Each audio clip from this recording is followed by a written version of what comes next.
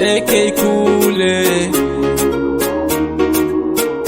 Hitmaker. Nditori mwana mudoko ndito na makore yakawanda, ndinoda mutungamirire vakawanda vanotondisonda, asi ndinoda kuziva zvinozonaka rini Mwari woye. Ndinogala ndakasuwa ndinodakala rini Mwari woye. Kundizonda kamunoita kunozopera rini Mwari woye. Kundizonda kamunoita kunozopera rini Mwari woye.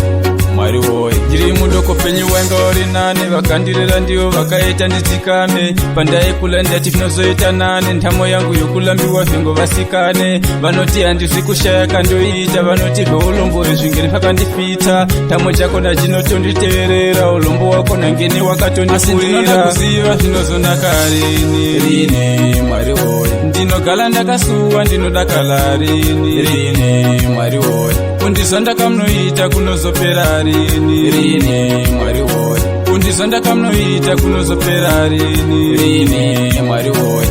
Mwari woye. Ntamo yangu yakatotangira kare, ukula ndiri mulombo ngeni zvakaita ndingware, upenyu wakaoma auri pinyore, upenyu wangu vari nane vakatofa kare. Nditori mwana mudoko handitona makore yakawanda, ndinoda mutungamirire vakawanda vanotondisonda, asi ndinoda kuziva zvinozonaka rini Mwari woye. Ndinogala ndakasuwa ndinodakala rini Mwari woye. Kundizonda kamunoita kunozopera rini Mwari woye. Kundizonda kamunoita kunozopera rini Mwari woye.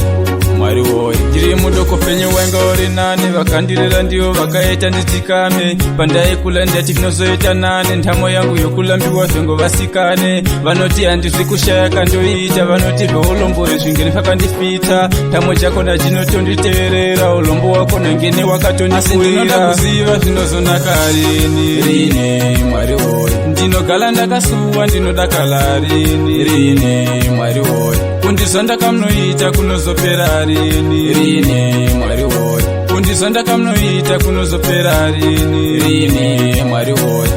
Mwari woye. Ntamo yangu yakatotangira kare, ukula ndiri mulombo ngeni zvakaita ndingware, upenyu wakaoma auri pinyore, upenyu wangu vari nane vakatofa kare. Nditori mwana mudoko handitona makore yakawanda, ndinoda mutungamirire vakawanda vanotondisonda,